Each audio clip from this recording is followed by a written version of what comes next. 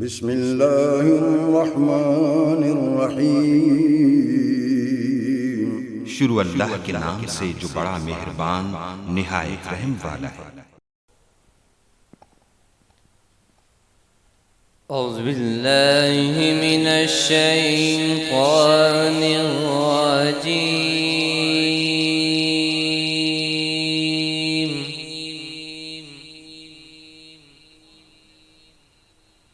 بسم اللہ الرحمن الرحیم۔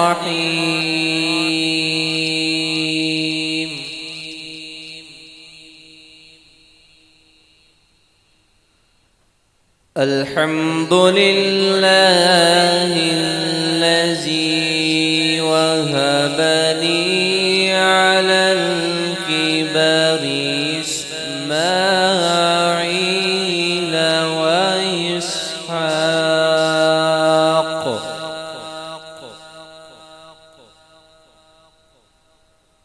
ان ربی لسمیع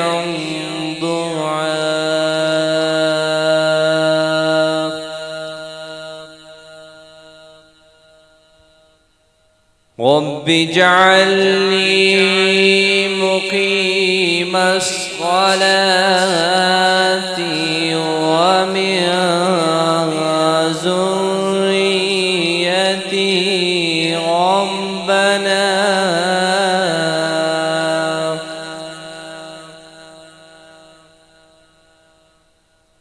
رب اجعلني مقيم الصلاة ومن ذريتي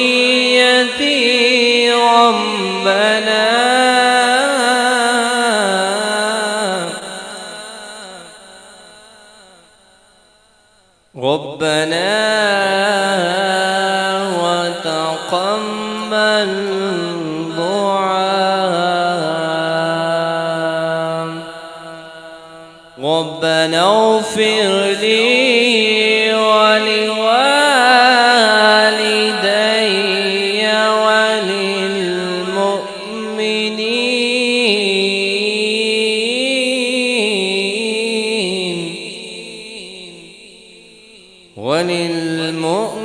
وللمؤمنين يوم يقوم الحساب آمنت بالله صدق الله مولانا العظيم صلى الله عليك يا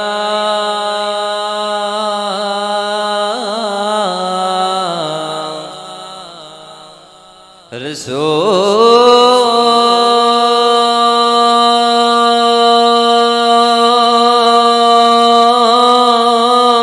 الله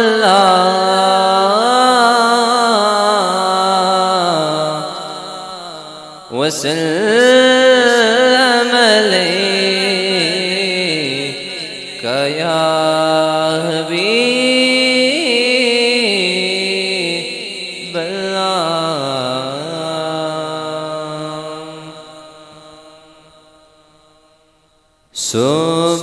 سبحان اللہ سبحان اللہ سبحان اللہ سبحان اللہ سبحان اللہ سبحان اللہ سبحان اللہ سبحان اللہ اج سکھ میں تیرا دیو دیری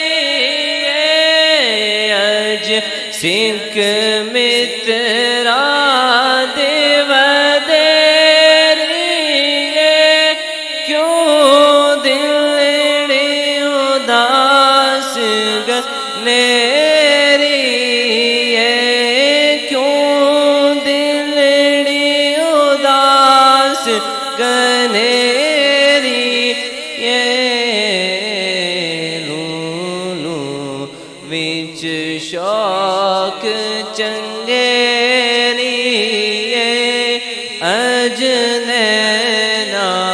لایا کیوں جڑیا سبحان اللہ سبحان اللہ سبحان اللہ سبحان اللہ اس صورت نو میں جانا کھا اس صورت نو میں جانا کھا جانان کے جان جانا کان سچیا کا رب دی میں شانہ کا جس شان تو شانہ سب بڑیا سبحان اللہ سبحان اللہ سبحان اللہ سبحان اللہ مکھ چند بدر شاہ شانی مکھ چند بدر شاہ شانی مت چمک دلاٹھ نورانی یہ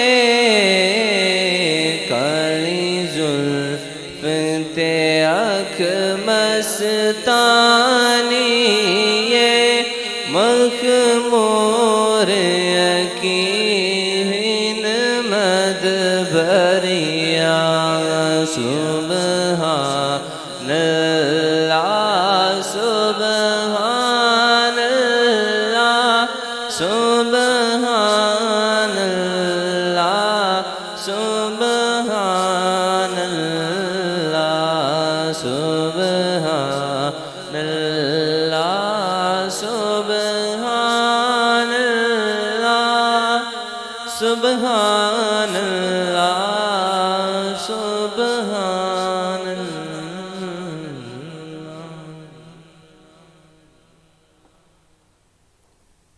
اعوذ باللہ السمیع العلیم من الشیطان الرجیم بسم اللہ الرحمن الرحیم سامعین و ناظرین السلام علیکم تمام دوست حضور کی بارگاہ میں ایک دفعہ درود پاک کا نذرانہ پیش کیجیے صلی اللہ علیہ یا رسول اللہ وسلم علیہ یا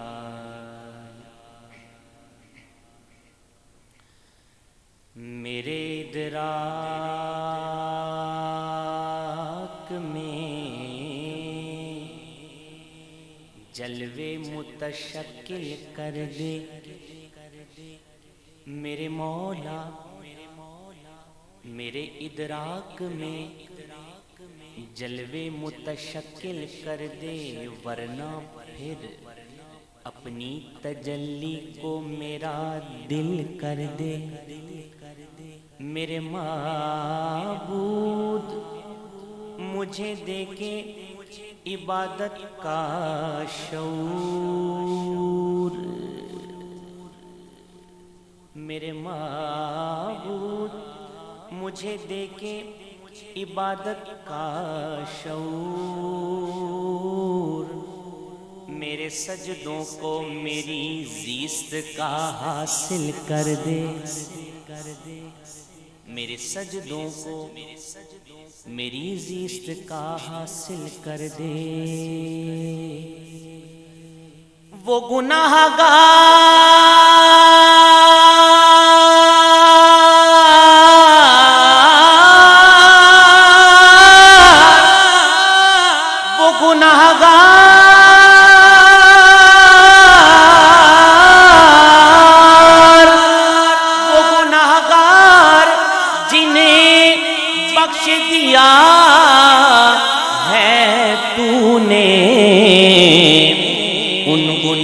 گناہگاروں میں تو مجھ کو بھی شامل کر دے، ان گناہگاروں میں تو مجھ کو بھی شامل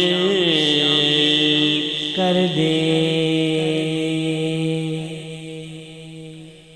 اسی کا ہے نامہ، اسی کا ہے نامہ جو سب کی زباں پر، حکومت اسی کی ہے دونوں جہاں پر۔ اسی کا ہے نامہ جو سب کی زباں پر، حکومت اسی کی ہے دونوں جہاں پر۔ شجر پر، حجر پر، مکی پر، مکاں پر، فلک پر، ملک پر، زمین پر، زمان پر۔ خالق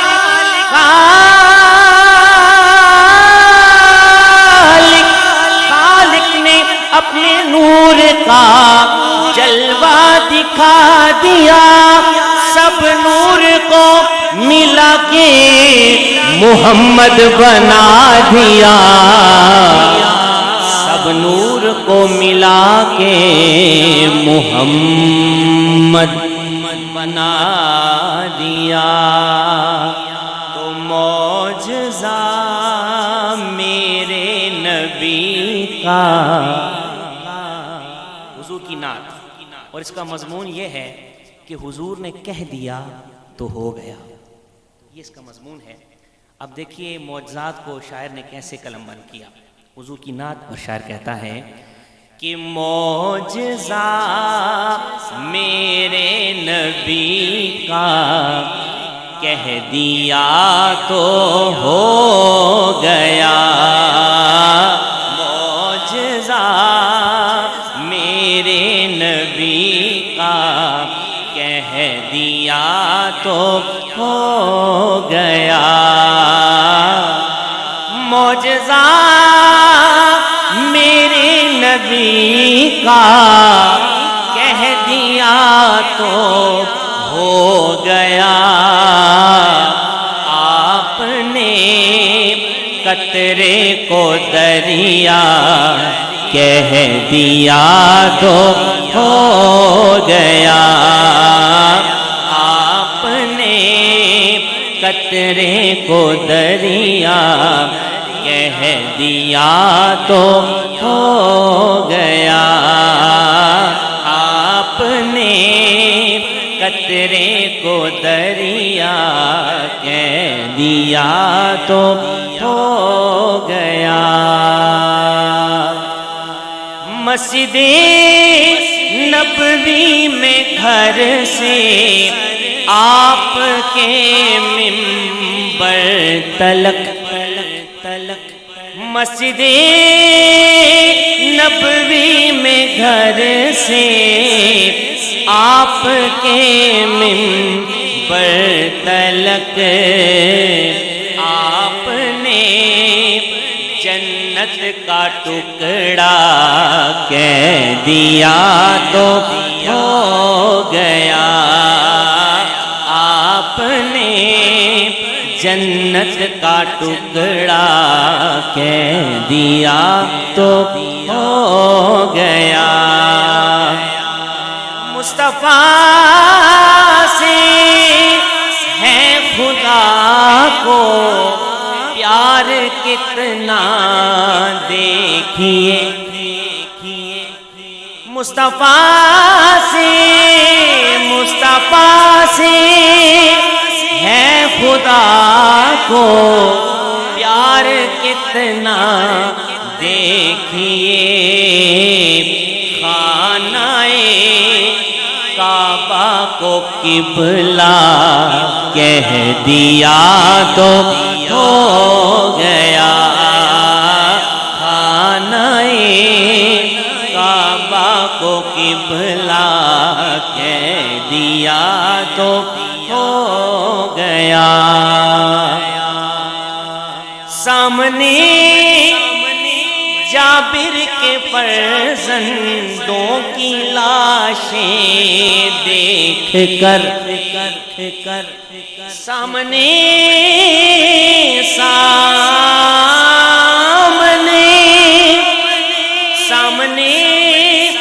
جابر کے فرزندوں کی لاشیں دیکھ کر حکم رب سے زندہ ہو جا، کہہ دیا تو ہو گیا، حکم رب سے زندہ ہو جا، کہہ دیا تو ہو گیا۔ شعر پیش کر رہا ہوں اور آپ کی دعائیں لوں گا کہ بلیوں پر ان کی شفقت اور محبت دیکھ کر، بلیوں پر ان کی شفقت اور محبت دیکھ کر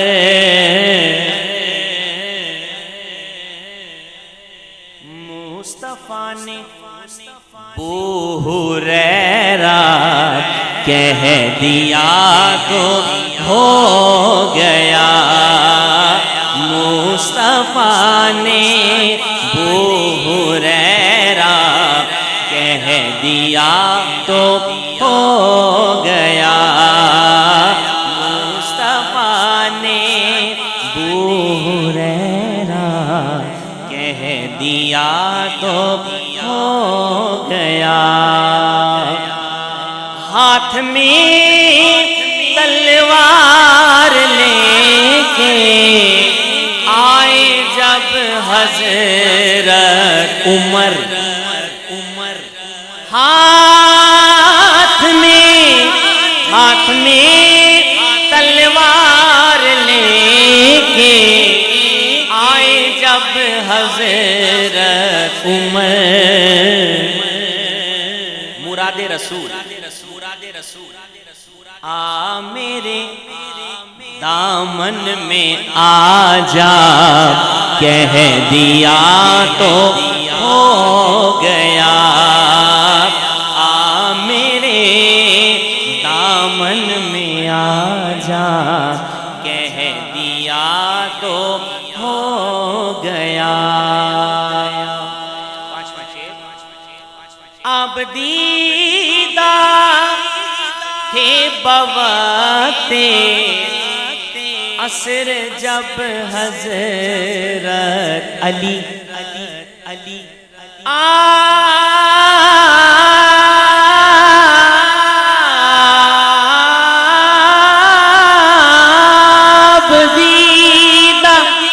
اب دیدہ تھے بوقت عصر جب حضرت علی ڈوبے سورج کو نکل جا، کہہ دیا تو ہو گیا، ڈوبے سورج کو نکل جا، کہہ دیا تو ہو گیا، معجزہ میرے نبی کا کہہ دیا تو ہو گیا، ہو گیا، ہو گیا۔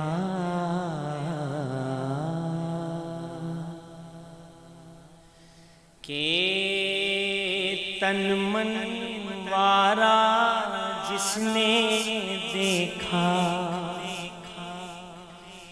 تن من وارا جس نے دیکھا، چہرہ کملی والے کا، تن من وارا جس نے دیکھا، چہرہ کملی والے کا، اے مولا ایک بار دکھا دے، اے مولا ایک بار دکھا دے، جلوہ کملی والے کا، اے مولا ایک بار دکھا دے، جلوہ کملی والے کا، اے مولا مولا اے مولا ایک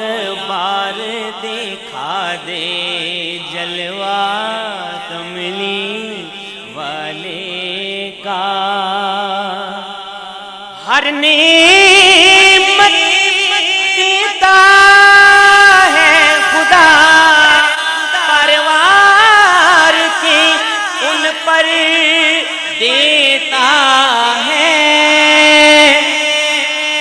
ہر نعمت دیتا ہے خدا پروار کے ان پر دیتا ہے آتا ہے یہ عالم سارا صدقہ کملی والے کا آتا ہے یہ عالم سارا صدقہ کملی والے کا کھاتا ہے یہ عالم سارا صدقہ کملی والے کا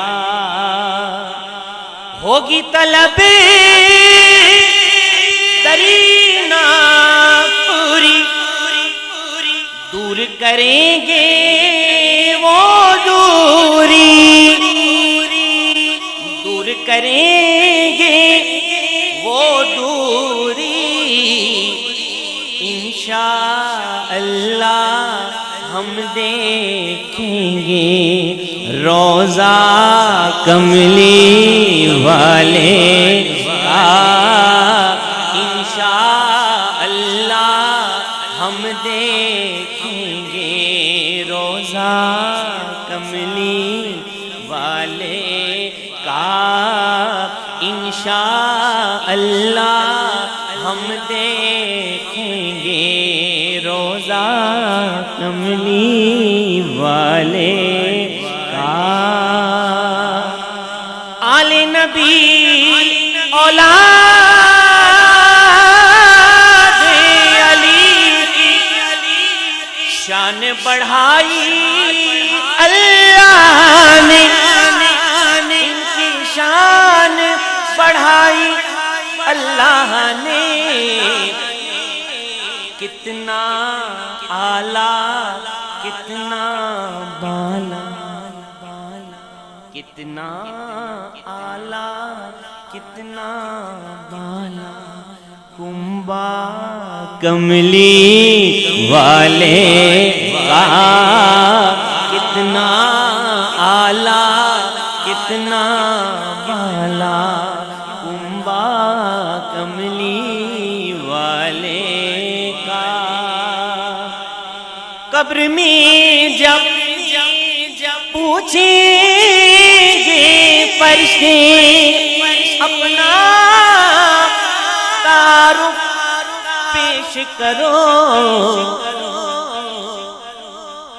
قبر میں جب پوچھیں گے فرشتے اپنا تعارف پیش کرو میں اور آپ کیا کہیں گے کہ کہہ دوں گا کہ میں تو بس کہہ دوں گا کہ میں تو ہوں بس منگتا کملی والے کا کہہ دوں گا کہ میں تو ہوں بس منگتا کملی والے کا کہہ دوں گا کہ میں تو ہوں بس منگتا کملی والے کا کہہ دوں گا کہ میں تو ہوں بس منگتا کملی والے کا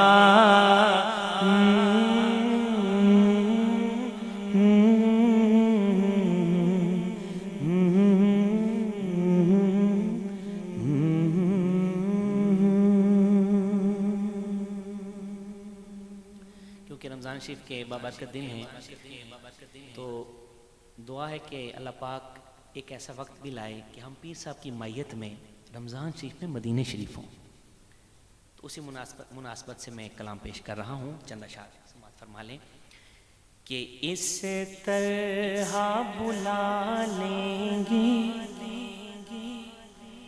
اس طرح بلا لیں گے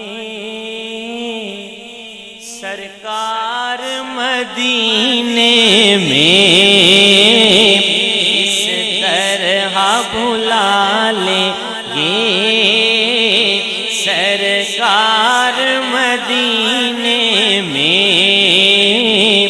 اس طرح بلا لیں گے سرکار مدینے میں، اس طرح بلا لیں گے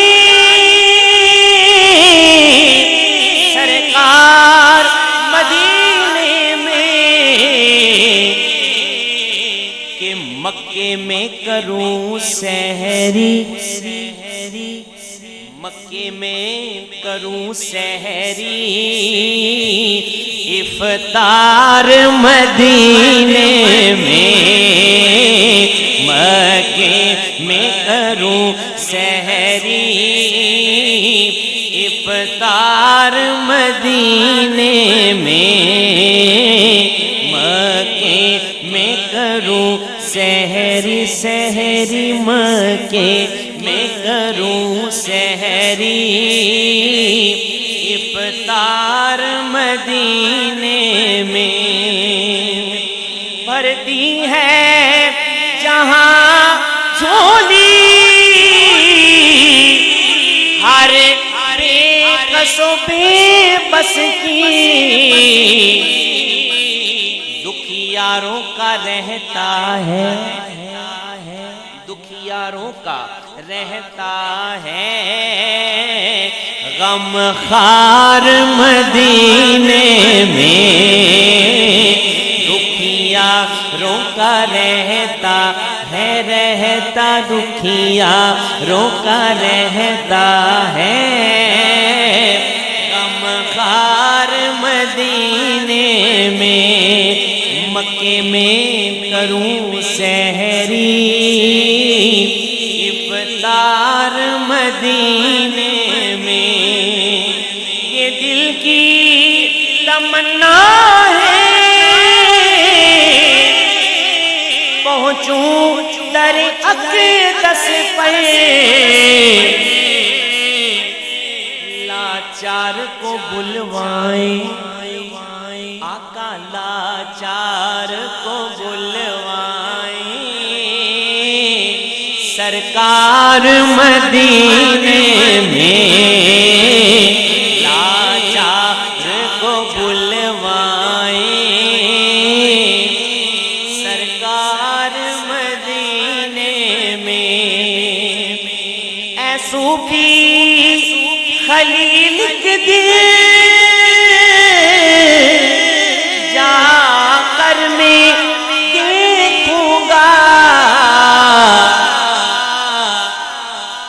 اے صوفی خلیل ایک دن جا کر میں دیکھوں گا، کیا حسنین کے نانا کا، نانا کا حسنین کے نانا کا، نانا کا حسنین کے نانا کا دربار مدینے میں، حسنین کے نانا کا دربار مدینے میں، حسنین کے نانا کا، حسنین کے نانا کا، نانا کا حسنین کے نانا کا دربار مدینے میں، مکے میں کروں سحری افطار مدینے میں۔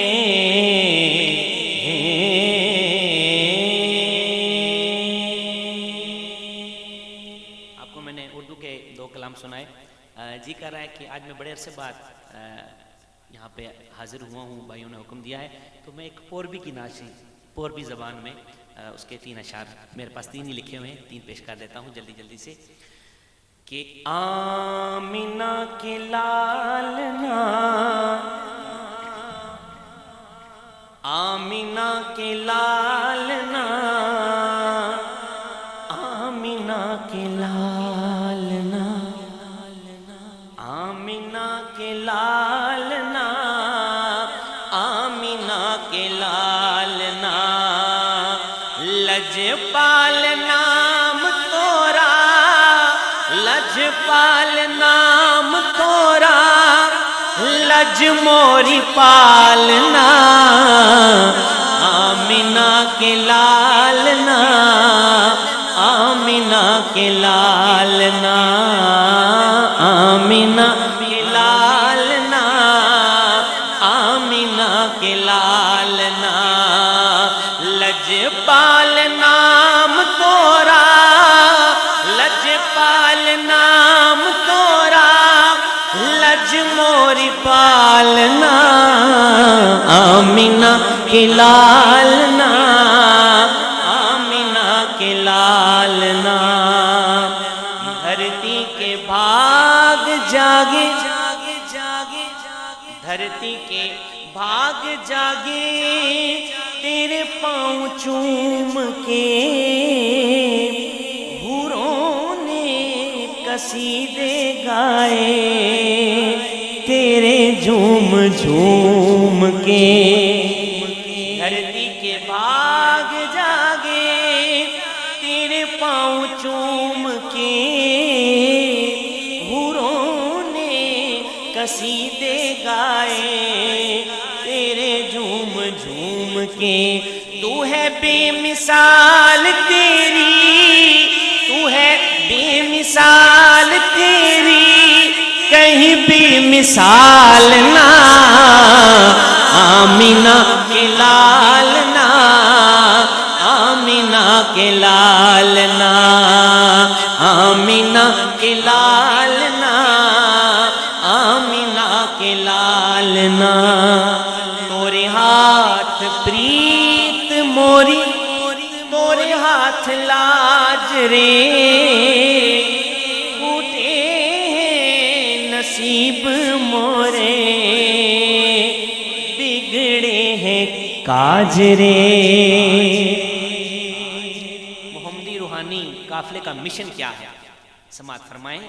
تورے ہاتھ پریت موری، تورے ہاتھ لاج رے،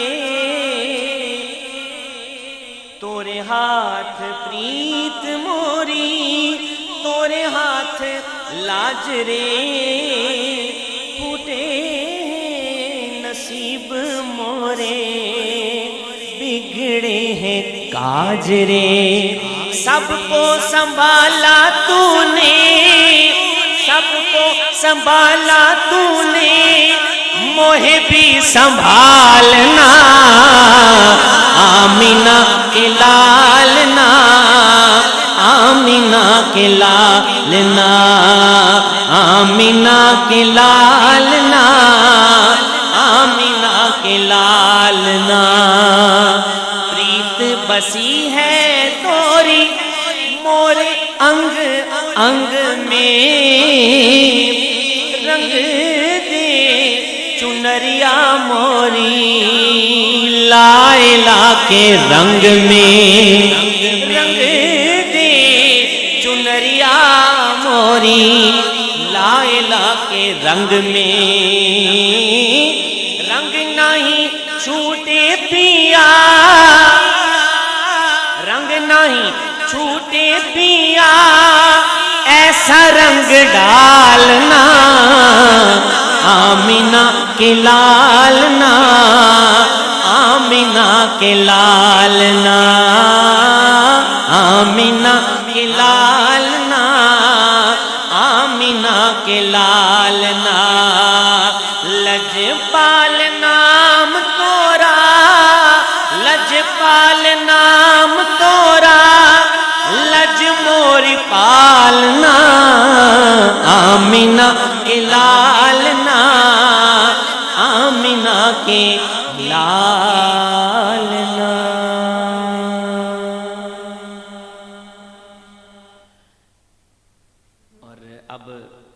دامن وقت میں کیونکہ گنجائش نہیں ہے اتنی، اپنے کلام کو اختتام کی جانب میں لے آتا ہوں کہ ابھی پڑھوں تھوڑی دیر اور مزید.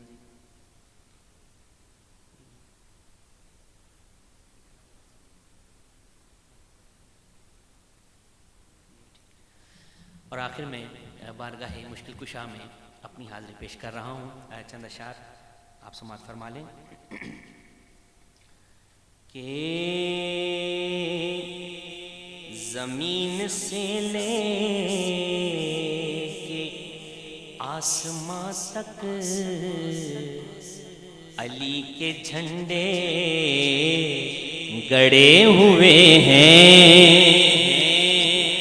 زمین سے لے کے آسمان تک علی کے جھنڈے گڑے ہوئے ہیں، مگر رقیباں بے خرد ہیں جو اپنی ضد پر اڑے ہوئے ہیں. مگر رقیباں بے خرد ہیں جو اپنی ضد پر اڑے ہوئے ہیں. ولادت ان کی خدا کے گھر میں، شہادت ان کی خدا کے گھر میں. ولادت ان کی خدا کے گھر میں، شہادت ان کی خدا کے گھر میں. جو اس حقیقت سے منحرف ہیں وہ سب فسانے جڑے ہوئے ہیں. اگر میسر ہو چشم بینا تو آسمانوں کی سمت دیکھو. اگر میسر ہو چشم بینا تو آسمانوں کی سمت دیکھو. جہاں جہاں ان کے نقش پا ہیں وہاں ستارے جڑے ہوئے ہیں. جہاں جہاں ان کے نقش پا ہیں وہاں ستارے جڑے ہوئے ہیں. علی کی صورت بھی ہے کرامت، علی کی سیرت بھی ہے کرامت. علی کی صورت بھی ہے کرامت، علی کی سیرت بھی ہے کرامت. علی کی صورت بھی ہے کرامت، علی کی سیرت بھی ہے کرامت. کیونکہ علی خیاباں میں مصطفیٰ کی فضا میں پل کر بڑے ہوئے ہیں. علی خیاباں میں مصطفیٰ کی فضا میں پل کر بڑے ہوئے ہیں. وہ کہہ رہے ہیں خدا سے مانگو ہمیں یہ دھن ہے علی سے لیں گے. وہ کہہ رہے ہیں خدا سے مانگو ہمیں یہ دھن ہے علی سے لیں گے. وہ اپنی ضد پر اڑے ہوئے ہیں، ہم اپنی ضد پر اڑے ہوئے ہیں. زمین سے لے کے آسمان تک علی کے جھنڈے گڑے ہوئے ہیں، گڑے ہوئے ہیں. مگر رقیباں بے خرد ہیں جو اپنی ضد پر اڑے ہوئے ہیں.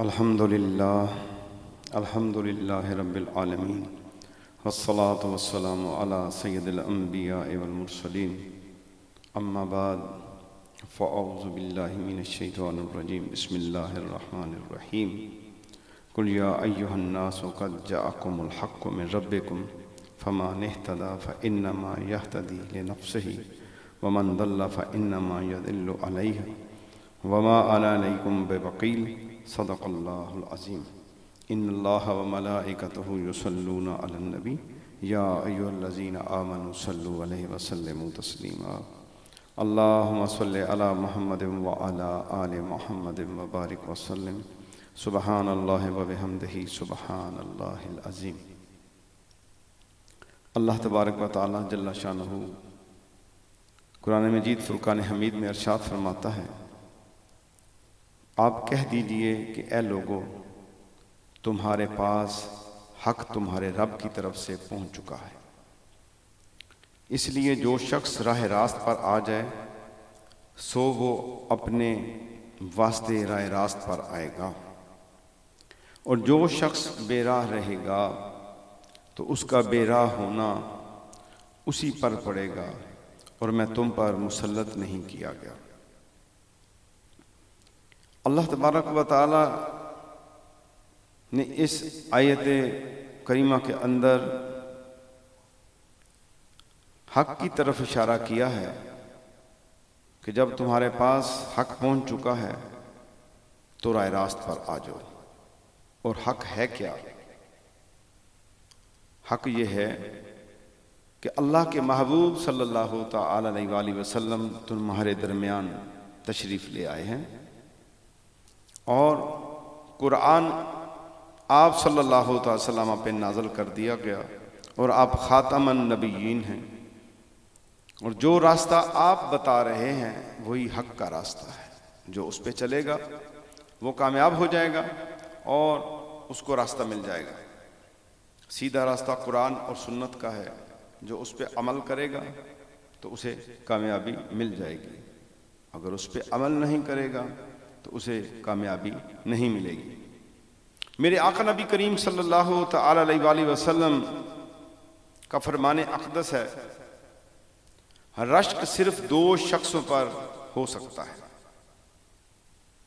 رشک صرف دو شخصوں پر ہو سکتا ہے، وہ جسے اللہ تبارک و تعالی جل شانہ نے قرآن دیا ہے اور وہ اسے دن رات پڑھتا ہے،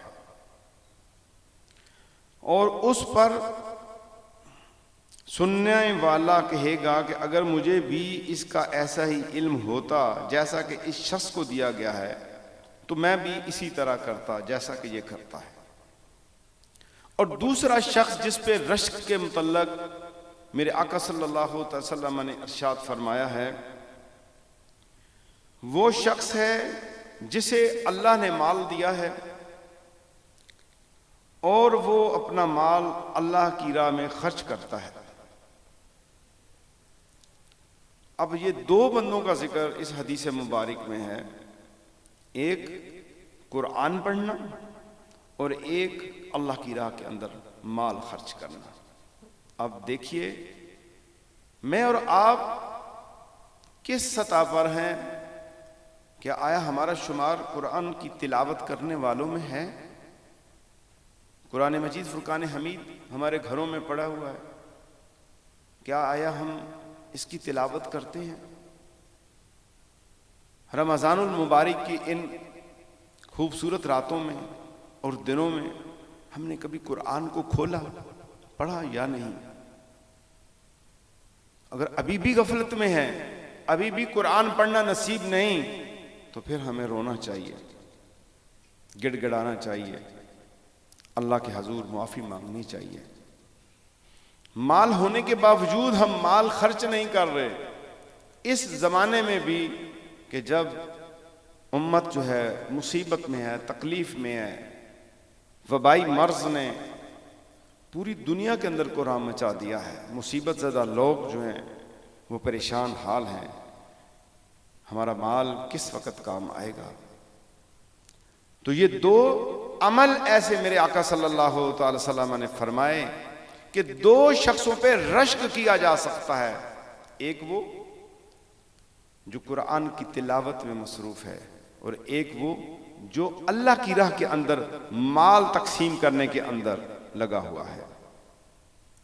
اور میں آپ کو بتاتا چلوں، یہ دنیا بڑی ہی مختصر اور عارضی ہے، اس پہ بھروسہ نہیں کرنا، یہ ختم ہونے والی ہے۔ اس کے جتنے بھی اسباب ہیں یہ ختم ہونے والے ہیں، ہم نے اپنے عمل کا جواب دینا ہے۔ اور اللہ تبارک و تعالی نے ہم پہ اتنا کرم کیا ہے کہ ہمیں ایمان کی دولت دی اور اپنے محبوب صلی اللہ تعالی وسلم کی امت میں پیدا کیا، اور آپ کی بدولت ہمارے لیے گناہوں پہ بھی پردہ پڑا ہوا ہے۔ پہلی امتوں میں جب بندہ گناہ کرتا تھا تو اس کے گھر کے باہر لکھ دیا جاتا۔ ایک ایسی قوم بھی گزری ہے کہ اس زمانے میں جب کوئی گناہ کرتا اس کے گھر کے دروازے پہ لکھ دیا جاتا کہ اس نے یہ گناہ کیا ہے۔ میں چند مثالیں آپ کے سامنے رکھوں گا پچھلی قوموں کی۔ حضرت سیدنا ابراہیم علیہ السلام کے زمانہ میں آگ کے ذریعے فیصلہ کیا جاتا۔ جب دو بندوں میں مقدمہ ہوتا یا وہ کیس بن جاتا تو آگ کے ذریعے فیصلہ کیا جاتا۔ جو آدمی حق پر ہوتا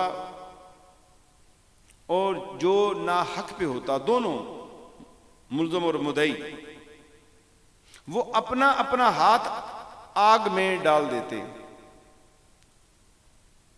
تو جس نے جرم کیا ہوتا تھا آگ جو ہے اس کا ہاتھ جلا دیتی، اور اس طرح جھوٹا آدمی رسوا ہو جاتا اور بے گناہ آدمی جو ہے وہ بچ جاتا۔ یہ جناب سیدنا ابراہیم علیہ السلام کے زمانے میں یہ ہوتا رہا۔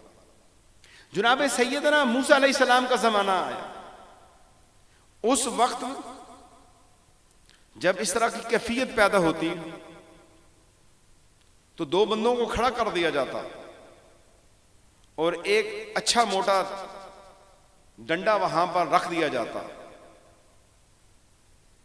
اور اس ڈنڈے کے سپرد کر دیا جاتا، اور جو مجرم ہوتا اللہ کی اطاعت سے وہ ڈنڈا اٹھتا اور مجرم کو مارنا اور پیٹنا شروع کر دیتا، سرعام وہ رسوا ہو جاتا۔ اور پھر حضرت سلیمان علیہ السلام کا زمانہ ہوا۔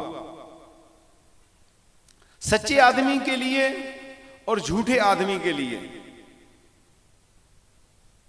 دونوں کو کھڑا کر دیا جاتا ایک ہی مقام پر۔ تو سچے آدمی کے لیے ہوا رک جاتی اور جو جھوٹا آدمی ہوتا اسے ہوا اڑا کے لے جاتی اور اسے نیست و نابود کر دیتی۔ ایک ہی وقت میں آندھی چلتی، لیکن بے گناہ جو ہوتا وہ بچ جاتا، جس نے گناہ کیا ہوتا وہ تباہ و برباد ہوتا۔ حضرت ذوالقرنین کے زمانے میں پانی کے ذریعے فیصلہ ہوتا سچے اور جھوٹے کا۔ سچا آدمی پانی پر بیٹھتا، دونوں کو کہا جاتا کہ یہ پانی یا دریا ہے، سمندر ہے، اس میں جا کے بیٹھ جاؤ گہرے پانی کے اندر۔ جو سچا ہوتا اس کے لیے وہ پانی سخت ہو جاتا اور وہ محفوظ ہو جاتا، اور جھوٹا ہوتا وہ اس میں ڈوب جاتا۔ حضرت داؤد علیہ السلام کے زمانے میں ایک زنجیر لٹکا دی جاتی تھی، لٹکی ہوئی زنجیر کے ذریعے فیصلہ ہوتا، سچے آدمی کا ہاتھ اس تک پہنچ جاتا اور جھوٹے کا ہاتھ اس تک نہیں پہنچتا تھا، وہ اسی تک و دو کے اندر رہتا۔ اس طرح اور بہت سی مثالیں، قوم عاد، قوم سمود کو دیکھیں، قوم نوح کو دیکھیں، قوم لوط کو دیکھیں، ان کے کام اور کارناموں کی وجہ سے کتنے عذاب ان کے اوپر آئے، اور پھر زمانہ آتا ہے میرے اور آپ کے آقا و مولا رحمت للعالمین خاتم النبیین صلی اللہ تعالی وسلم کا زمانہ آ گیا. اب فیصلہ کیسے ہونا ہے سچ اور جھوٹ کا؟ کیا آیا سابقہ روایات کو ہی، سابقہ تاریخ کو ہی سامنے رکھا جائے گا؟ نہیں، آقا نبی کریم صلی اللہ تعالی وسلم کا زمانہ آیا، قانون بن گیا کہ جرم ہوگا، اور جو جرم جس کے سامنے ہوا اس کے لیے گواہوں کی ضرورت ہوگی، قاضی کی عدالت لگے گی، گواہ جائیں گے اور ثابت ہوگا تو پھر اس کو سزا ہوگی، اگر ثابت نہیں ہوگا تو اس کی سزا نہیں ہوگی، اس کا فیصلہ میدان حشر کے اندر ہوگا. اب آپ اندازہ لگا لیں کہ حضور نبی اکرم صلی اللہ تعالی علیہ وآلہ وسلم کے صدقے میں اللہ تبارک و تعالی نے ہمیں کتنا محفوظ کیا ہے. تو پھر کیوں نہ ہم رحمت للعالمین خاتم النبیین صلی اللہ تعالی وسلم کی بات پہ لبیک کہیں اور اس راستے پہ چلیں جو قرآن اور سنت کا راستہ ہے، شریعت مطہرہ کا راستہ ہے. ہمارا ہر عمل اللہ اور اللہ کے محبوب کی رضا کے لیے ہونا چاہیے، خواہ وہ مالی عبادت ہے خواہ وہ بدنی عبادت ہے. اور ہر معاملے میں ڈرنا چاہیے کہ ہم دنیا میں تو بچ جائیں گے، گواہی ہمارے خلاف کوئی نہیں دے گا، لیکن قیامت والے دن تو گواہی پیش ہو جائے گی، اور قیامت کی رسوائی سے اللہ تبارک و تعالی ہمیں محفوظ رکھے. اللہ تبارک و تعالی ہمیں بچا کر رکھے. تو دوستو دو ہی چیزیں ہیں، ایک حقوق اللہ اور ایک حقوق العباد. حقوق اللہ میں اللہ کے حقوق اور وہ عبادتیں اور وہ دعائیں اور وہ مناجات ہیں جو ہم اللہ تعالیٰ سے کرتے ہیں، اور حقوق العباد میں تمام مخلوق کے بندوں کے حق ہیں جن کے حق ہم ختم کرتے ہیں، جن کے حق پہ ہم ڈاکہ ڈالتے ہیں، جن پر ہم ظلم کرتے ہیں.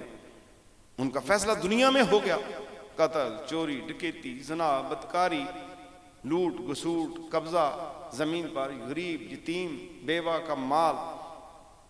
ابھی تو پٹواریوں سے مل کے ہم فرد بھی بنوا لیں گے، خسرہ نمبر بھی بدل دیں گے، سارا کچھ ہو سکتا ہے. لیکن قیامت والے دن جب یتیم اللہ کی بارگاہ میں استغاثہ درج کرے گا تو پھر کیا ہوگا؟ تو ہم اپنے آپ کو سنبھالا دیں، یہ وقت سنبھالا دینے کا ہے. زندگی بہت گزر گئی، ایک لمحے کی بھی خبر نہیں ہے. ہماری تو عبادتیں ہی نہیں ہیں. جنہوں نے 100 سال عبادت کی، 500 سال عبادت کی، انہوں نے بھی اگر اللہ کی نافرمانی کی تو اللہ نے ان سے رخ پھیرا ہے. یہ تو اللہ کا فضل و کرم ہے، اس کی رحمت ہے. وہ ستار و غفار ہم سے رخ نہیں پھیر رہا.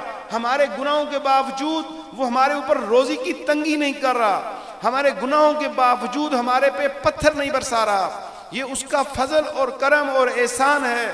لیکن میں نے پڑھا ہے کہ اتنے عبادت گزار، ان سے تھوڑی سی بھی غلطی ہوئی تو اللہ تبارک و تعالیٰ نے ان سے وہ نعمت چھین لی.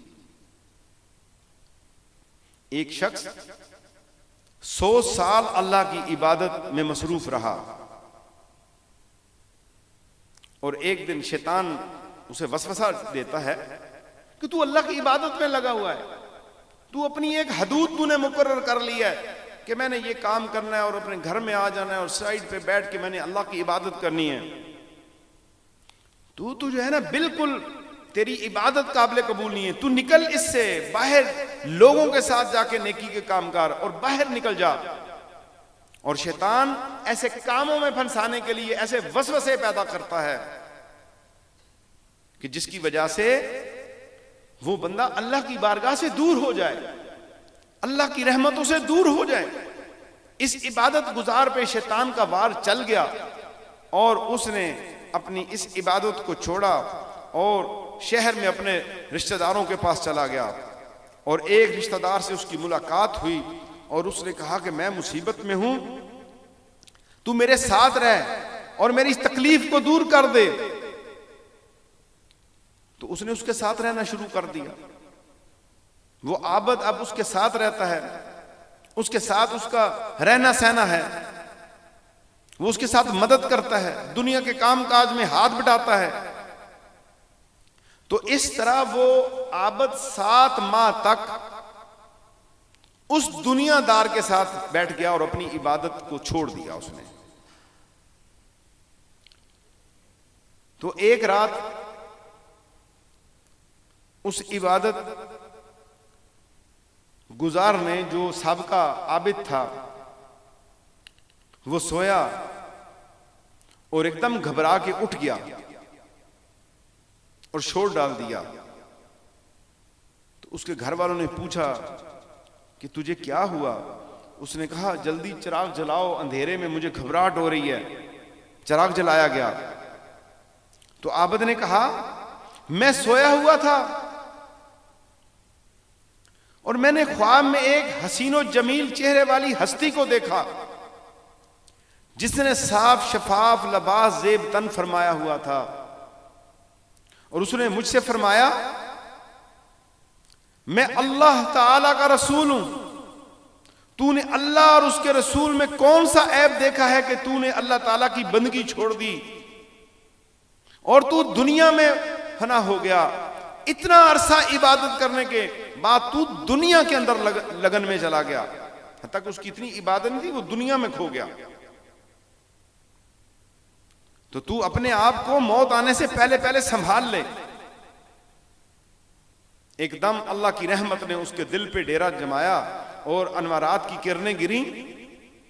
تو وہ عابد رات کی تاریک میں نکلا, جنگل بیابانوں میں پھرنے لگا, بارش کا پانی پینے لگا اور درختوں کے پتے کھاتا تھا, اور یہ پکار لگاتا, یہ فریاد کرتا اللہ کی بارگاہ کے اندر, اے میرے اللہ میرا بدن بے چین ہے, میرا دل عیب زدہ ہے, میری زبان گناہوں کا اقرار کرتی ہے, پس تو مجھے معاف کر دے اے گناہوں کو معاف کرنے والے, اے تمام پوشیدہ باتوں کے جاننے والے. اس طرح کے اس نے الفاظ اللہ کی بارگاہ میں پیش کیے. اور جب وہ اپنے عبادت خانے میں جہاں وہ بیٹھ کے عبادت کرتا تھا داخل ہونے لگا, تو ابھی پہلا قدم ہی اندر رکھا تو اس نے ایک لکھی ہوئی چیز دیکھی, ایک پرچہ اس نے دیکھا. اسے فکر ہوئی کہ پہلے تو یہاں پر یہ چیز نہیں تھی. اس نے وہ پرچہ اٹھایا, اس پہ 5 چیزیں لکھی ہوئی تھیں. وہ کیا چیزیں تھیں؟ وہ میسج میرے لیے بھی ہے اور پوری امت مسلمہ کے لیے ہے. اللہ تبارک و تعالیٰ کی طرف سے یہ چیزیں لکھی ہوئی کہ تو نے ہم پر بھروسہ کیا پس ہم نے تیری کفایت کی. پہلی بات یہ تھی توکلت علینا فکفینک, تو نے ہم پر بھروسہ کیا ہم نے تیری کفایت کی. تو نے اوروں کو ہم پر ترجیح دی تو ہم نے تجھے چھوڑ دیا. یہ دوسری چیز تھی. تیسری چیز, تو نے ہماری طرف توجہ کی تو ہم نے تجھے قبول کر لیا, دوبارہ قبول کر لیا. چوتھی چیز تھی, اور تو نے گناہوں سے علیحدگی اختیار کی تو ہم نے تجھے ہلاک ہونے سے بچا لیا اور ہم نے تجھ پر رحم فرما دیا. پانچویں چیز, اور تو نے لالچ کیا اس چیز میں جو ہمارے پاس تھی اور ہم نے تجھے عطا کر دی. یہ 5 چیزیں جب اس نے پڑھی تو اسی کے اندر وہ روتا رہا. اور پھر لکھنے والا لکھتا ہے کہ آخری وقت تک جتنی اس کی زندگی تھی وہ اللہ کی عبادت کے اندر مشغول رہا. یہ رسول اللہ صلی اللہ تعالی علیہ وآلہ وسلم کی امت کا خاصہ ہے کہ دنیا چھوڑنے کا حکم نہیں, دنیا سے بھاگنے کا حکم نہیں, جنگلوں بیابانوں صحراؤں اور دریاؤں میں ڈیرے لگانے کا زمانہ نہیں. تم اس دنیا میں رہو, دنیا کے کام کاج کرو, دنیا کے جو جتنے بھی کار ہیں وہ سر انجام دو, اپنے بیوی بچوں کو پالو, لیکن رسول اللہ صلی اللہ علیہ وسلم کے مبارک طریقے کے مطابق زندگی بسر کرو. آقا نبی کریم صلی اللہ تعالی علیہ وسلم کا جو طریقہ ہے اس کے مطابق زندگی کرو. اٹھنا بیٹھنا کھانا پینا سونا جاگنا یہ سارے کے سارے تمہاری عبادت بن جائیں گے. تمہیں جنگلوں میں بھی جانے کی ضرورت نہیں ہے, تمہیں پہاڑوں میں ڈیرے لگانے کی بھی ضرورت نہیں ہے. تم محمدی بن کے اپنے گھر میں رہو, تم محمدی بن کے بازاروں میں جاؤ, تم محمدی بن کے اپنے رشتے نبھاؤ, تم محمدی بن کے کاروبار زندگی کرتے رہو. تم محمد صلی اللہ علیہ وسلم سے وفا کر دو, محمد مصطفیٰ صلی اللہ علیہ وسلم کا رب تیرے ساتھ وفا کرے گا اور تجھے اپنے محبوب کے ساتھ جنت میں داخل کر دے گا.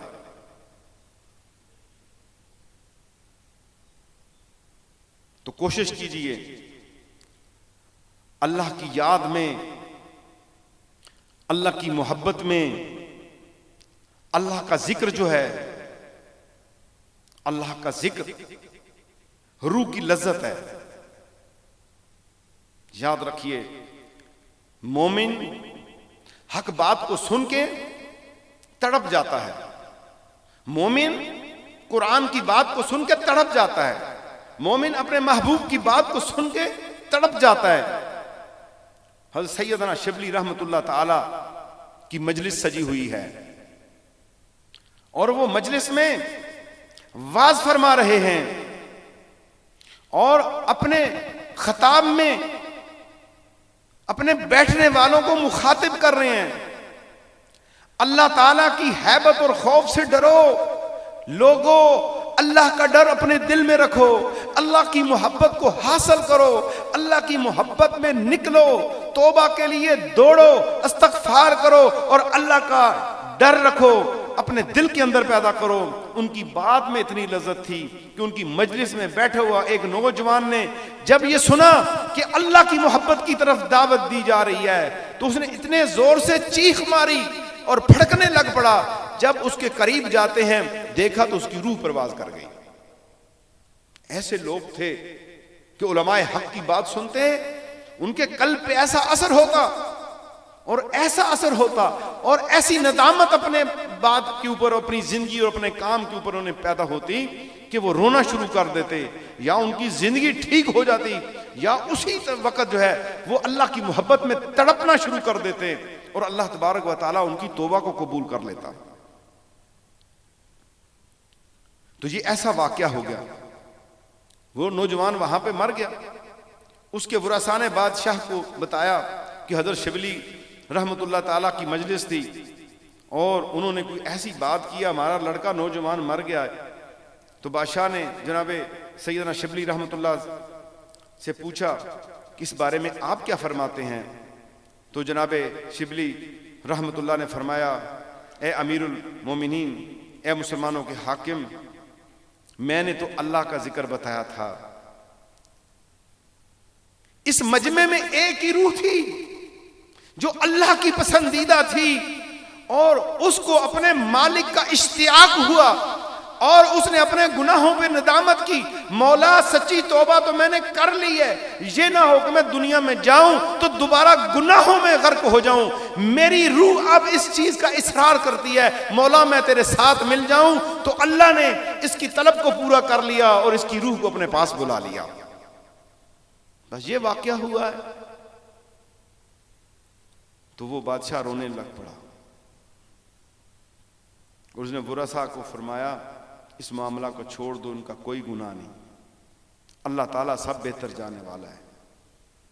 تو جن دلوں پہ اللہ کا کرم ہوتا ہے, جن روحوں پہ اللہ کا کرم ہوتا ہے, جو اللہ کی طرف جانا چاہتے ہیں, تو پھر ان کا کام بھی بڑا اعلیٰ ہوتا ہے. دوستو اللہ پہ بھروسہ کرو ہر کام میں. روزی کے لیے مارے مارے پھرتے ہیں ہم. روزی اس کے پاس ہے, رزق اس کے پاس ہے, صحت اس کے پاس ہے, زندگی اس کے پاس ہے, اولاد اس کے پاس ہے, کاروبار زندگی اللہ کے پاس ہے. اللہ جب جو دے گا, اللہ جب دے گا کوئی روک نہیں سکتا. جب اللہ جس چیز کو روک دے گا کوئی دے نہیں سکتا.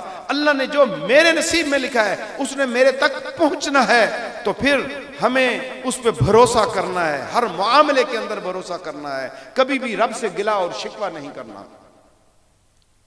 اور اللہ پہ بھروسہ، دیکھیے اللہ پر بھروسہ کتنا زیادہ ہے۔ ایک بچی کا، ایک چھوٹی سی بچی کا بھروسہ اللہ پہ کتنا ہے۔ آپ نے نام سنا ہے حضرت ذوالنون مصری رحمت اللہ تعالی، یہ جو بزرگان دین تھے ہمارے ائمہ، یہ اپنے اپنے زمانوں میں کام کاج بھی کیا کرتے تھے۔ تو وہ دریا پہ شکار کے لیے گئے، آپ کی چھوٹی بیٹی آپ کے ساتھ تھی۔ جب دریا میں آپ نے جال پھینکا تو ایک مچھلی جال میں آ گئی اور آپ نے اسے فوراً کھینچ لیا اور بچی کو کہا کہ اس جال سے مچھلی کو پکڑ لو اور اپنے اس تھیلے میں ڈال لو۔ بچی نے مچھلی کو پکڑنے کا ارادہ کیا، کو دیکھا کہ وہ مچھلی جو ہے اپنے دونوں ہونٹ ہلا رہی ہے،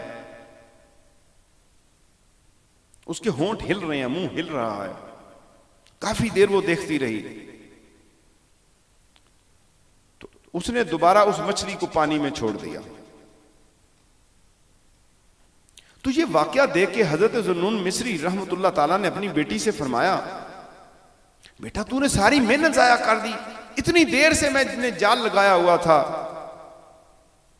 ابھی یہی مچھلی ہم نے گھر لے جا کے کھانی تھی۔ تو وہ بچی کیا جواب دیتی ہے؟ بچی عرض کرتی ہے،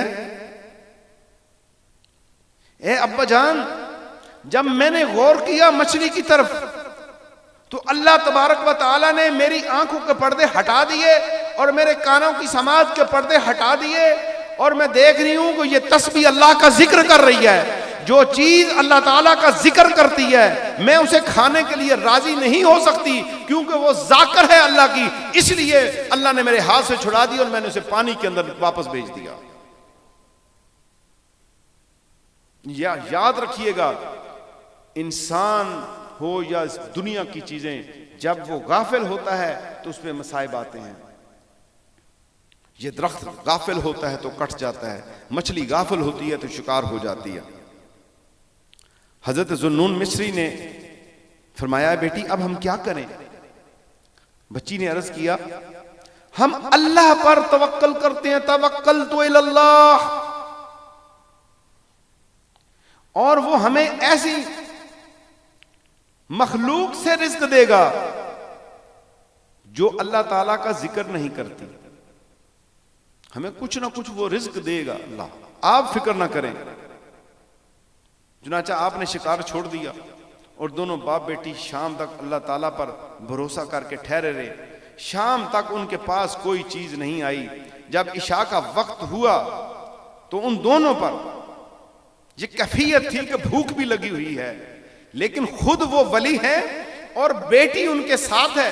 تربیت اس طرح ہے، اب توکل پہ بیٹھ گئے ہیں کہ اب ہمارے اوپر جو ہے بھوک کا سما ہے، لیکن اسی اثناء کے اندر غائب سے اللہ تبارک و تعالی کی مدد پہنچتی ہے، اور ایک دسترخوان جو کھانوں سے بنا ہوا اور پر لطف کھانے جو ہیں وہ ان کے گھر کے اندر پہنچ جاتے ہیں، اور اللہ تعالیٰ جو ہے جو چاہے وہ کر سکتا ہے، کھانا پہنچا سکتا ہے، بندے کے ساتھ کوئی نعمت اس تک پہنچا سکتا ہے۔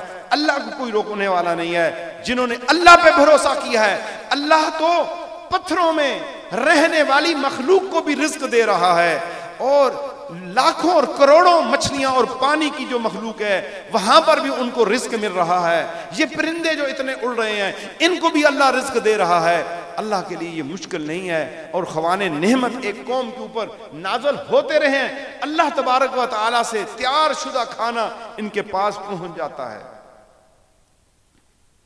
اور یہ 12 سال تک ہر رات کو نازل ہوتا رہا ہے حضرت ذوالنون مصری رحمت اللہ تعالیٰ کے گھر میں۔ میں ایک مقام کی طرف آپ کو لے کے جانا چاہتا ہوں، میں بھروسے اور توکل کی بات کر رہا تھا۔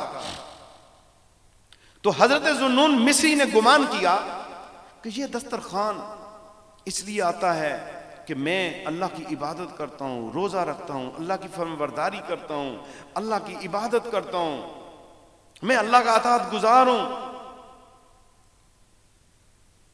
یہ اللہ میرے پہ کرم کر رہا ہے۔ 12 سال گزر کے یہ کھانا آتا رہا۔ تو 12 سال کے بعد ان کی بیٹی بیمار ہوتی ہے اور وہ فوت ہو گئی۔ جس دن وہ فوت ہوئی تو اس رات کھانا نہیں آیا، اس رات کھانا نہیں آیا، پریشان ہو گئے کہ کھانا نہیں آیا آج۔ تو ایک غیبی آواز آتی ہے، ذوالنون مصری تیری عبادتیں اپنی جگہ پر ہیں، تیرے روزے اپنی جگہ پر ہیں، وہ قبول ہیں، لیکن یہ کھانا تیری بیٹی کے توکل پہ تجھے 12 سال ملتا رہا ہے۔ اس کا توکل اتنا مضبوط تھا کہ اللہ تبارک و تعالیٰ اسے 12 سال کھانا دیتا رہے، اب تو وہ میرے پاس آ گئی ہے۔ تو ہم اپنی زندگیوں میں توکل اور بھروسہ لے کے آئیں، اللہ پر اعتماد کریں، اللہ پر بھروسہ کریں کہ وہ ہمیں تنہا نہیں چھوڑے گا۔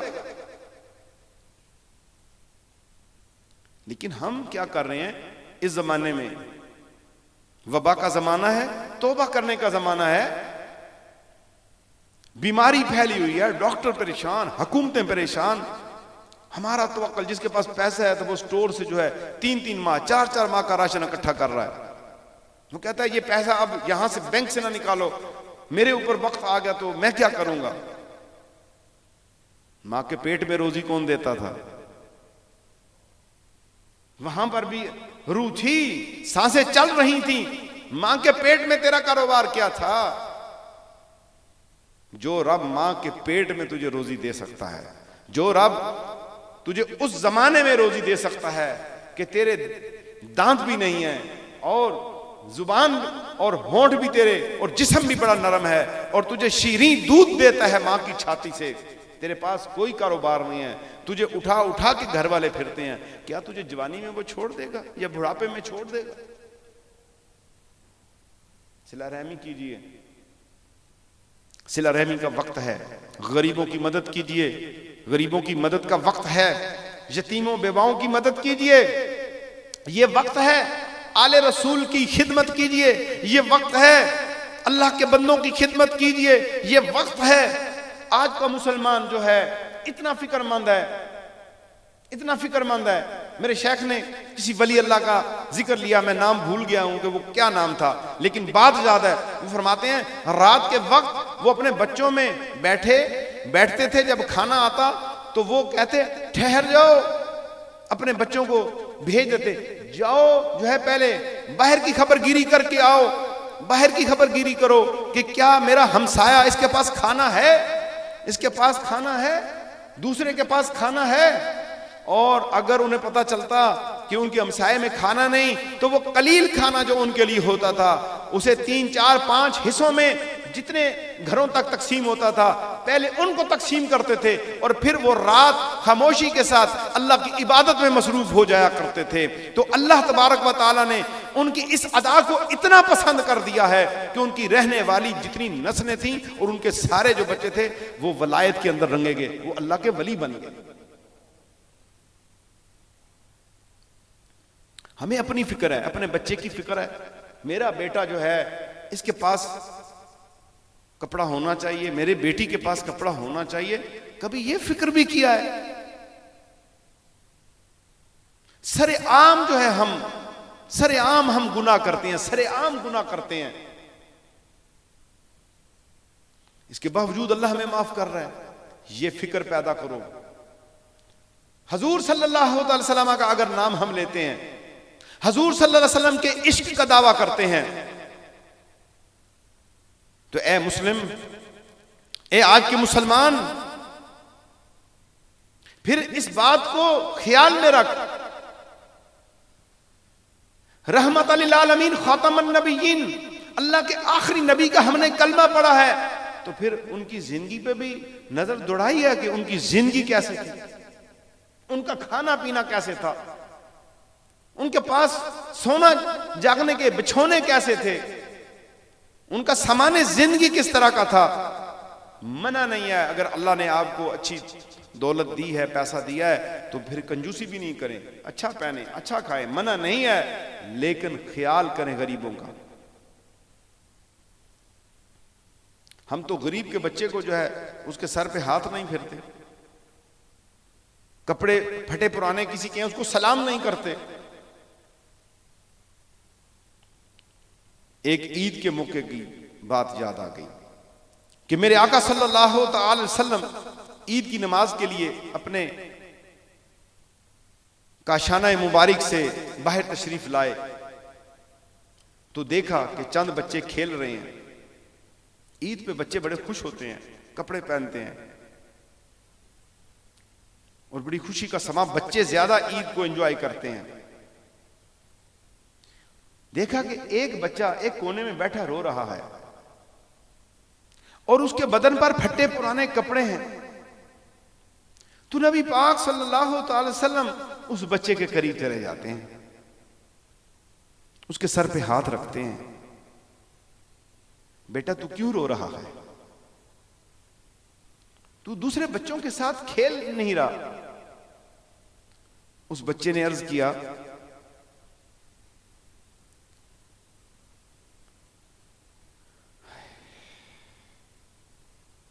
آپ اس بات کو چھوڑ دیں، میرا بہت بڑا غم ہے۔ میرے آقا نے فرمایا بتاؤ بیٹا، تمہارا غم خار تمہارے پاس کھڑا ہے۔ اس بچے کے پاس بیٹھ جاتے ہیں، مٹی پہ دل جوئی کرتے ہیں۔ وہ کہتا ہے یا رسول اللہ صلی اللہ علیہ وسلم، ایک غزوہ میں میرا والد گیا، وہ وہاں پر شہید ہو گئے، میری والدہ نے دوسری شادی کر لی اور ان دونوں نے مل کے اپنی زندگی بڑی مزے سے گزار رہے ہیں۔ میرے باپ کا مال جو ہے وہ ہڑپ کر لیا اور مجھے گھر سے نکال دیا۔ اب میرے پاس نہ کھانا ہے، نہ کپڑے ہیں، نہ پینا ہے، نہ ہی رہنے کے لیے گھر ہے۔ یہ اتنے گندے جو کپڑے ہیں کتنے عرصے سے میں نے پہنے ہوئے ہیں، اور جب میں ان بچوں کو دیکھتا ہوں جن کے والد زندہ ہیں اور وہ کھیل رہے ہیں اور ان کے جسم پر نیک کپڑے ہیں، تو میرا غم اور پریشانی بڑھ جاتی ہے، اور اسی وجہ سے میں روتا رہتا ہوں۔ اسی روتے ہوئے مجھے اونگ آ جاتی ہے مٹی پہ پڑی ہوئی، پھر صبح ہو جاتی ہے، اگر کوئی کھجور یا دانہ کوئی مل جائے تو میں کھا لیتا ہوں، لیکن میرا تو چھت بھی نہیں ہے۔ تو میرے آقا صلی اللہ تعالی وسلم نے اس بچے کا ہاتھ پکڑا اور فرمایا اس بات پر تو راضی ہے کہ میں تیرا باپ بنوں اور عائشہ تیری ماں بن جائے اور فاطمہ تیری بہن بن جائے، علی تیرا چچا بن جائے، حسن و حسین تیرے بھائی بن جائے، کیا اس بات پہ تو راضی ہے؟ تو اس بچے نے عرض کیا یا رسول اللہ صلی اللہ علیہ وسلم، میں راضی کیوں نہ ہوں گا کہ رحمت للعالمین کے مبارک ہاتھ میرے سر کے اوپر ہیں۔ تو اس کے بعد نبی پاک صلی اللہ علیہ وسلم اس کو اپنے گھر لے آئے اور جناب سیدہ عائشہ صدیقہ رضی اللہ تعالیٰ عنہ کو فرمایا کہ اس بچے کو کپڑے پہنائیں، اسے نہلائیں، اسے سنواریں اور اسے سرما پہنائیں اور اسے کھانا کھلائیں۔ جا رہے تھے نماز کے لیے، یہ سارے کام روک دیے، پھر اس بچے کو اٹھایا اور مسکراتے ہوئے جس طرح حسن و حسین ساتھ لیے، اسی طرح اس بچے کو لے کے جو ہے آپ صحابہ کی جماعت کے اندر پہنچ جاتے ہیں نماز عید کے لیے۔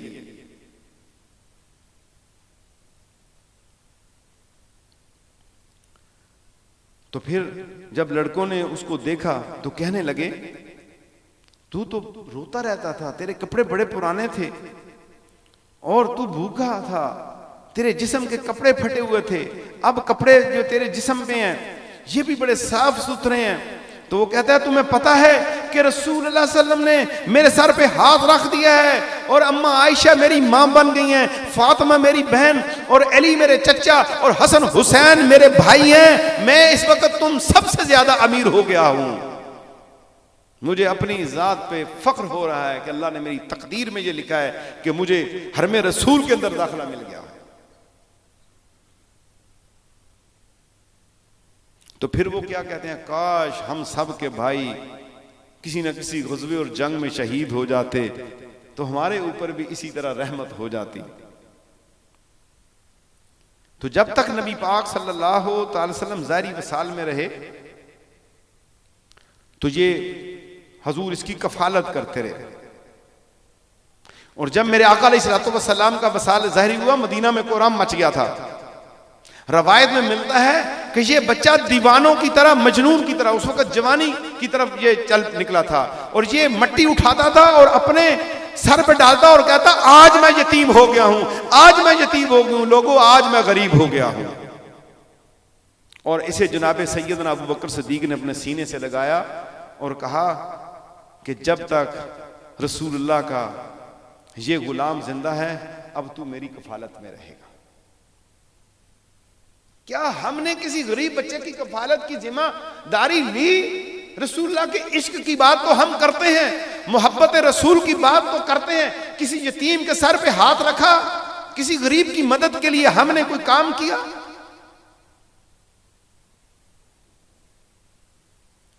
نہیں, نفی میں ہمیں ملے گا. ہم تو اپنے لیے سوچتے ہیں, ہماری فکریں تو اپنے لیے ہیں, اپنی اولاد کے لیے ہیں.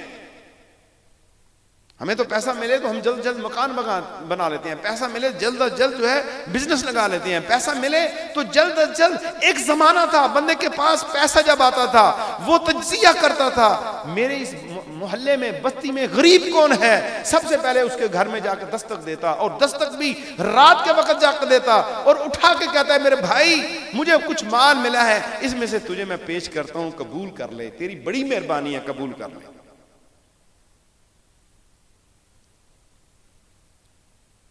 میرے آقا نبی کریم صلی اللہ علیہ وسلم کے صحابی کا ایک واقعہ ملتا ہے کہ آپ کے پاس گوشت آیا, انہوں نے کہا کہ یہ میرا جو ہمسایہ ہے یہ غریب ہے, اس کے پاس کئی دنوں سے اس کا کھانا نہیں بنا, تو وہ انہوں نے ان کے گھر وہ بھیج دیا.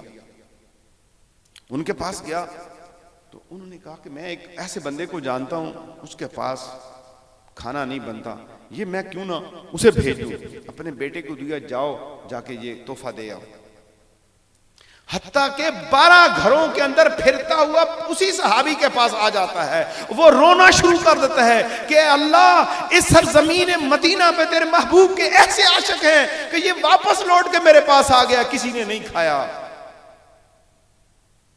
یہ کیفیت ہے ہمارے اندر, یہ جذبہ ہے ہمارے اندر. یہ جذبہ کب پیدا ہوگا؟ کلمہ تو ہم پڑھتے ہیں, لا الہ الا اللہ محمد رسول اللہ تو پڑھ رہے ہیں, اس کا دستور بھی پتا ہونا چاہیے. کلمے کا دستور کیا ہے؟ کلمے کا دستور یہی ہے, لا الہ الا اللہ, اللہ کی عبادت کرنی ہے, کوئی معبود نہیں ہے, محمد رسول اللہ. اور رسول جو ہے محمد صلی اللہ علیہ وسلم اللہ کے آخری رسول ہیں, آخری پیغمبر ہیں, آخری نبی ہیں, ان پہ یہ کتاب بھی آخری ہے. اب تمہیں محمد رسول اللہ کی بات ماننی ہوگی. رسول اللہ فرما رہے ہیں کہ غریبوں کی مدد کرو, یتیموں کی مدد کرو, بیواؤں کی مدد کرو, مسکینوں کی مدد کرو, حقدار کا حق دو. اور عید والے دن ایک گندے کپڑوں والا بچہ, مٹی سے آلود بچہ, اس کو اٹھا لیتے ہیں, گھر میں لے آتے ہیں. اس سے بڑا درس اور کیا ہوگا؟ آج ہم بھی اپنے گرد و نواح دیکھیں کہ ہمارے ہاں کیا ہے. امیر آدمی ہی مدد نہیں کر سکتا. کوئی سمجھے آج کل بڑی معذرت کے ساتھ, میں پوری قوم سے معذرت کے ساتھ, آج کل لوگ یہ سمجھتے ہیں کہ جس کے پاس لاکھوں یا کروڑوں روپیہ ہو وہ امیر ہے, وہ زکات دے, وہ صدقات دے. لیکن یاد رکھیے جو میں نے سیکھا ہے, میں نے یہ سیکھا ہے کہ اگر تیرے پاس ایک روٹی بھی ہے اس کو بھی تقسیم کر. تیرے پاس ایک گلاس پانی ہے تو اس کو بھی تقسیم کر دے. تیرے پاس 1 کلو گندم ہے تو اس کو بھی تقسیم کر دے، تیرے پاس 1 پاؤ کھجور ہے تو اس کو بھی تقسیم کر دے۔ مال کو جوڑ جوڑ کے رکھنا یہ کہاں کی مسلمانی ہے؟ مال کو جوڑ جوڑ کے رکھنا یہ کہاں کا ایمان ہے؟ مال کو اکٹھا کر کر کے اتنی زمینیں خرید لینا، خریدو اپنی ضرورت کے لیے، اتنی زمینیں خرید لینا، زمین وہیں پہ پڑی ہوئی ہیں، کاروبار وہیں پہ پڑے ہوئے ہیں، تمہاری سوچیں جو ہیں گم ہو گئی اور تمہاری رات قبر کے اندر ہے۔ یہ اگر ہمارے اندر یہ جذبہ پیدا ہو جائے تو میں آپ کو ذمہ داری سے کہتا ہوں کہ ہمارے ملک میں کیا پوری دنیا کے اندر غربت ختم ہو جائے۔ یہ زکوٰۃ کا نظام اللہ نے کیوں ہمیں متعارف کرایا ہے؟ اسی لیے کہ غریبوں کی مدد ہو۔ زکوٰۃ فرض ہے، یہ یاد رکھیں۔ زکوٰۃ دے کے کوئی یہ سمجھے میں نے زکوٰۃ ادا کر دی، وہ کوئی سمجھے کہ میں نے حق ادا کر دیا، نہیں، وہ فرض ہے۔ جس طرح نماز فرض ہے، روزہ فرض ہے، زکوٰۃ فرض ہے، کیونکہ وہ مالی عبادت ہے، حج فرض ہے۔ لیکن یہ دیکھیں کہ آیا یہ فرض ادا کر لینے کے بعد کوئی ایسے لوگ موجود ہیں کہ جن کی میں نے مدد کرنی ہے، ان تک میں اپنا مال پہنچاؤں، ان تک جو ہے میری مدد پہنچے، میرا ہاتھ وہاں تک پہنچ جائے؟ سنو، میرے شیخ فرماتے ہیں جس کا ہاتھ اپنی جیب سے نکل کے دوسرے کی طرف چلا گیا، جس کا ہاتھ دوسرے کی مدد کے لیے بڑھ گیا، جس کے قدم دوسرے کی طرف چل پڑے، جس نے مشکل میں اللہ کے بندے کی مدد کے لیے ہاتھ نکال دیا، اس کے اوپر 70 رحمتیں اللہ کی طرف سے برس پڑتی ہیں، اور 70 رحمتیں اللہ تعالیٰ اس کو لپیٹ میں لے لیتی ہیں۔ اور جو اللہ کی رحمتوں کی لپیٹ میں آ جائے، اس سے بڑا اور اچھا انسان کون ہوگا؟ تو اپنی زندگی کو بدلیں، اپنی زندگی کو بدلنا ہوگا، اپنے اندر ہمدردی پیدا کیجئے، اپنے اندر درد پیدا کیجئے۔ غریب کو غریب سمجھ کے اس کو سلام کرنا چھوڑ دیتے ہیں، عام بندے کو عام بندہ سمجھ کے اس کے پاس سے گزر جاتے ہیں، بڑے سے بڑا آدمی ہو اس کے سامنے جا کے سلام کرتے ہیں، بھلا وہ جواب ہی نہ دے۔ M N A M P A کے دروازے پہ کھڑے رہیں گے، بھلا وہ اندر گیٹ کے اندر نہ جانے دے، جی ایم این اے صاحب، ایم پی اے صاحب، وزیر صاحب ہیں ہی نہیں۔ اور جتنی دیر M N A M P A کے اوپر کی ذوالنورین مصری رحمت اللہ کی بچی کا توکل دیکھو، توکل اتنا ہے کہ مچھلی کو واپس بھیج دیا کہ یہ ذکر کے اندر ہے، اسے یقین تھا کہ میرا مالک رزق دے گا۔ 12 سال اس کے گھر کے اندر اللہ کی طرف سے کھانا اترتا رہا۔ وہی خدا ہے، وہی ایک خدا ہے جو آدم علیہ السلام کے زمانے میں تھا، وہی آج وہی خدا ہے جو جناب نوح کا خدا تھا، جناب شیش کا خدا تھا، جناب ابراہیم کا خدا تھا، جناب محمد مصطفیٰ کا خدا تھا۔ ایک ہی الہ ہے میرا اور آپ کا اور ساری کائنات کا۔ اگر 12 سال ذوالنورین مصری کے گھر میں کھانا اتر سکتا ہے، قوم بنی اسرائیل کے گھر میں طعام اتر سکتے ہیں، تو آج بھی اللہ کی مدد نازل ہو رہی ہے۔ ہمارے یقینوں میں کمی ہے، ہمارے توکل میں کمی ہے۔ اپنے اللہ پہ بھروسہ کریں، اپنا مال غریبوں میں تقسیم کریں۔ اللہ کے بندوں میں تمہارا مال اگر تقسیم ہو گیا تو اللہ تمہیں غریب نہیں ہونے دے گا۔ دنیا مصیبت میں پڑی ہوئی ہے، ہم مال 2 مہینے کا ہم مال دالیں چاول اکٹھے کرنے میں لگے ہوئے، دنیا کو کھانا نہیں مل رہا،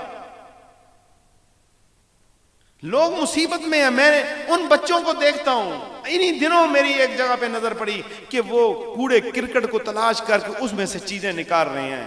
اور جس ملک میں بچے کوڑے کرکٹ سے نکلی ہوئی چیزیں استعمال کرتے ہیں اور کوئی بچی ہوئی چیز کھاتے ہیں اور باہر گری ہوئی چیزیں اور برگروں کے ٹکڑے اٹھا کے کھاتے ہیں، اور اس ملک میں تم اپنے گھروں کے اندر شاہانہ کھانے کھاتے ہو، اللہ کی بارگاہ میں کیا جواب دو گے؟ بس یہ ایک فکر منتقل کرنا ہے قوم کو، امت کو، کہ دھیان کیجئے اپنے دائیں بائیں، اور ان لوگوں کے ساتھ ضرور کوآپریٹ کیجئے جو اس وقت دین کے اندر کام کر رہے ہیں، دکھیاری امت کے ساتھ ملے ہوئے ہیں۔ آپ اپنا حصہ ڈالیے، اللہ غریب نہیں ہونے دے گا آپ کا۔ حضور کا عشق چاہتے ہو نا، حضور کی محبت چاہتے ہو۔